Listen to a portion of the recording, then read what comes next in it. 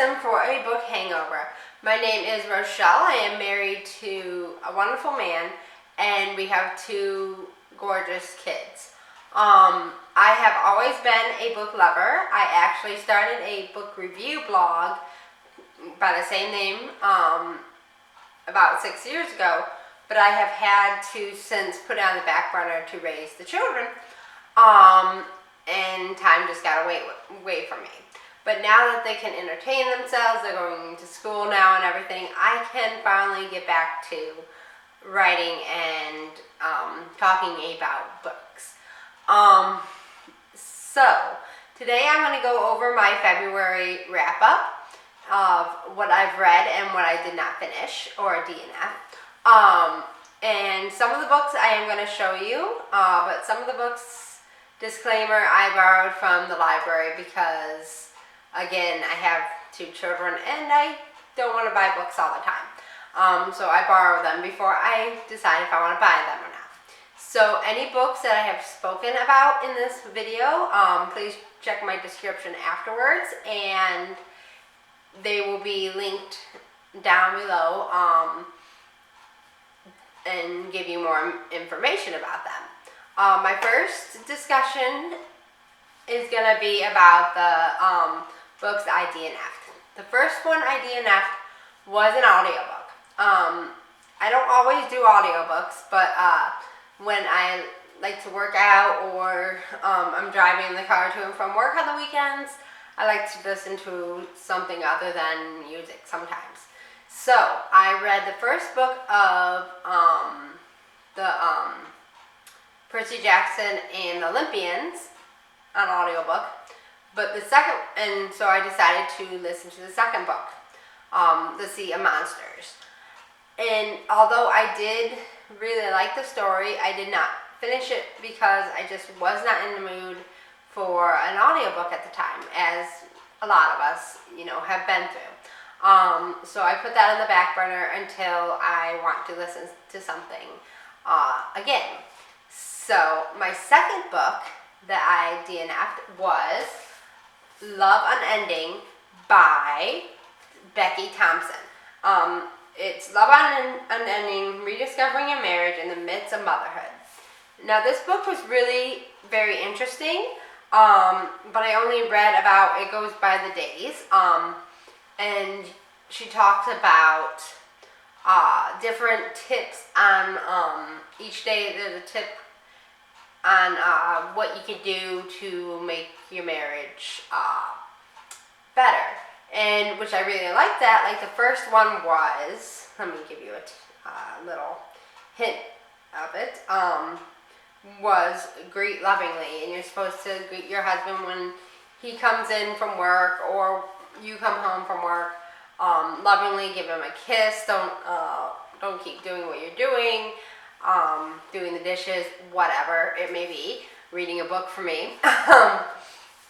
You're supposed to greet him and then go on with whatever you're doing, which was really neat. All the other tips were really interesting. The ones that I've read, I did about 4 or 5 days.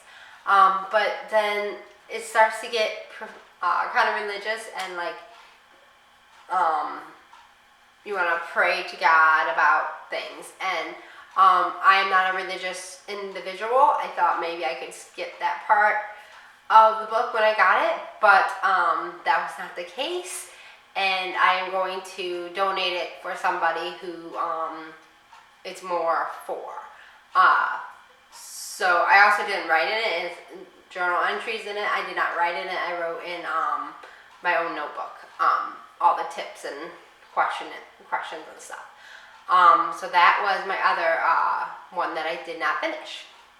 So on to the books that I did finish. My first book was I borrowed from the library, was Darker Shade of Magic. I'm using this as a tip, so as a first timer, I decided to do that. I rated this book 5 stars. I saw a lot of hype for A Darker Shade of Magic, and on Instagram, on Facebook, all over the internet on how great it is. And so I was like, I wonder if this is really what it's all hyped up to be. So I borrowed it from the library, and lo and behold, I loved it. And I love the characters. I love the descriptions of the Londons that they talk about, and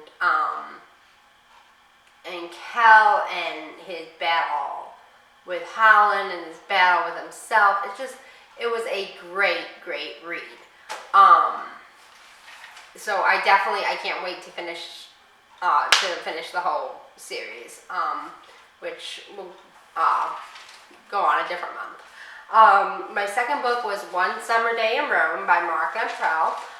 This was a Instagram book club read for Happily Ever Adventures. I will post her information down in the description as well. And yesterday was actually the day, the 27th of January, was the day that we were supposed to discuss it. I was not able to get on during the live show, but I look forward to discussing it with them more. But I rated it a 3-star.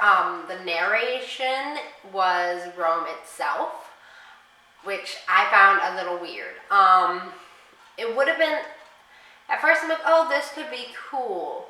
But the way that it flips from the 3 couples in the story to Rome was a little awkward, and I just couldn't I finished the book, but I didn't enjoy that part. I just wanted to skip when Rome was talking. Also, I was in Latin in high school, and I absolutely loved it, and I loved Roman history and Greek history and everything else. But the Roman history that's in the book, I don't believe went with any of the story. Like, none of the characters were in that area of Rome that Rome is talking about, the history of it. It was just really awkward.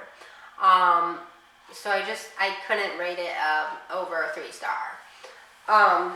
My third book was a little different. It was Breaking the Vicious Cycle by Elaine Gottschall. This book was about your health and gut health, to be exact, and what if you have bad gut health, what issues could arise, and they do have a diet in there that you can follow to help your gut.